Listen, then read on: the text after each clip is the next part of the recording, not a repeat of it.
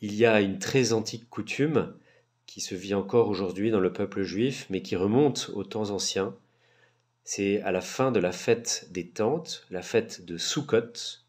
Il y avait une journée qui s'appelait Hosanna, dans laquelle les Hébreux prenaient des palmes, des rameaux d'olivier, de saule ou bien de buis, et ils faisaient le tour, 7 fois le tour de l'autel du temple de Jérusalem, en signe de victoire, en se souvenant de la grande victoire contre Jéricho, où le peuple avait tourné 7 fois autour de Jéricho pour que les murailles s'effondrent.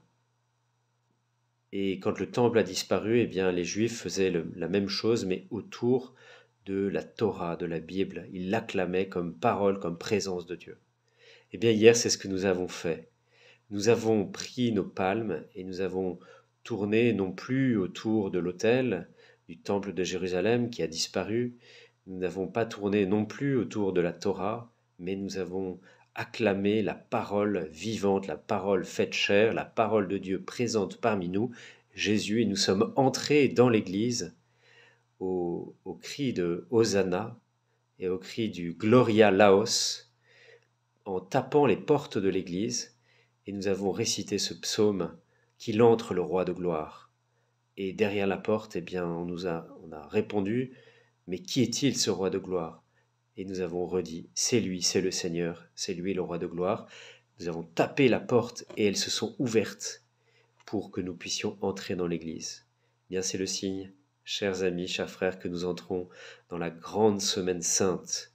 Vous allez les vivre, ces offices, du jeudi saint, du vendredi saint, de la nuit de Pâques et du jour de Pâques.